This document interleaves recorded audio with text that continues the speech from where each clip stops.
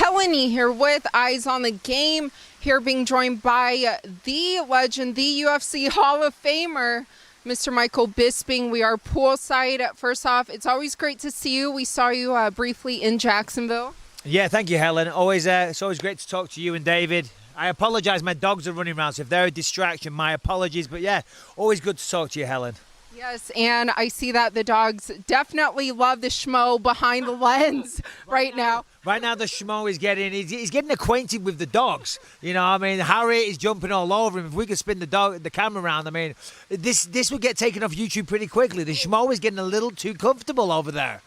Exactly. Explicit images. Not sure you guys are ready to see that, so I'll just keep the camera facing forward. But like I mentioned, great to see you in Jacksonville. So many great fights and great cards going on. But one of the big ones, Justin Gaethje, he defeated Tony Ferguson. Were you surprised at all by the results? To be honest, the dog's trying to drink my coffee. Sorry about that. No, listen, Tony Ferguson is a tremendous fighter, and he'll always have my respect, and I'll always enjoy watching him fight. Watching him train is just such a unique character in the sport of mixed martial arts. But Justin Gaethje, I felt that he was kind of a bad matchup for him, unfortunately. And I really feel for Tony, because Tony's been doing this for so long, and he's one of the best in the world. And I feel that he would have had a really good chance of beating Khabib if he had got that fight. But just destiny seems to stop him from getting his hands on the undisputed title. The way that fight went down, didn't look like anybody was going to beat Justin Gaethje that night. He was so sharp, he was so slick, his counters, his boxing, his head movement, everything. I mean, Trevor Whitman has done a sensational job training him, and Justin's a tremendous fighter. And as I say, on that occasion, I don't think anybody was going to beat Justin. So no shame to Tony Ferguson. I don't think a man alive could have taken as many shots as what he did, because the impact on those punches from Justin was just incredible, to be honest. So Tony showed tremendous heart, and Justin looked incredible. But you did mention that Tony had a great chance of beating Khabib. How do you think Justin's chances are? Yeah, to be honest, I think Justin has a really good chance of beating Khabib. I really do, because as we know, or for those that don't know, Justin's a tremendous wrestler. I think he was a state champion. He's a very, very high-level wrestler, but we don't often see it in mixed martial arts. In fact, I don't know if he's ever gone for a takedown in the UFC. He uses his wrestling in a defensive manner, right? So he uses it to stop takedowns, get in the opponent's face, fight at a high pace, mixing leg kicks with heavy hands, and look for the knockout.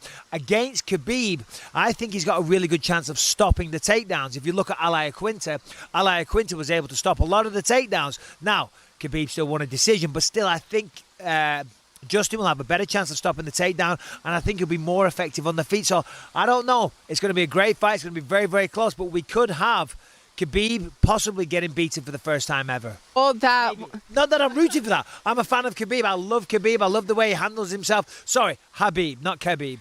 I'm a massive fan. I really am, but may the best man win, and I'm just saying that's an exciting fight. Yes, well, speaking of excitement, I know you have a great podcast, Believe You Me, and you had Marvin Vettori on the podcast. Just curious to get your thoughts on the current middleweight landscape. Yeah, since you are the former champ. Yeah. So obviously Marvin was supposed to fight in Jacksonville last week, and on the Friday morning they had the weigh-ins. His opponent missed weight, and then shortly after that he found out that his opponent had pulled out. It's Friday morning. I'm downstairs, I'm getting the coffee, I'm still waking up, I'm bleary-eyed, I was like, I was trying to get it, and I hear commotion, right? I hear shouting. I'm talking like someone was screaming at the top of their voice, but my eyes, I don't see too well, right? So, a bit of commotion, I'm all about it, I want to see what's going on. So I'm creeping closer, and I see it's Marvin. I'm thinking, oh shit, back off. Because Marvin, I don't know if I'm his favourite person either, because we used to be middleweights and we exchanged a few tweets. Now, not that I'm ducking a fight, but as I say, it's Friday morning. I'm not fighting. I'm commentating. I'm just trying to get a coffee and go about my day. So I'm like, I'll back off, But we had a good laugh about it on the Saturday night. I said, jump on the podcast. So he came on. So check it out if you haven't seen it. But the middleweight division right now, obviously we've got Adesanya at the top.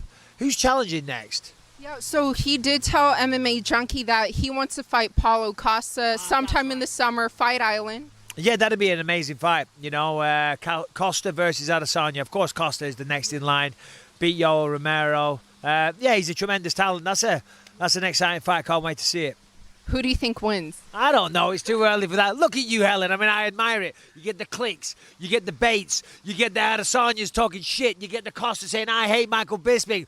I'm sorry. It's too early to give you my assumption, my guess. I got to see them training. I got to see the interaction. I got to see the energy fight week before I give a prediction. Well, I love your expertise. I will be following up on that, but I do have to follow up on this. Okay. I saw your interview with the Schmo. You told me you'd push him in the pool.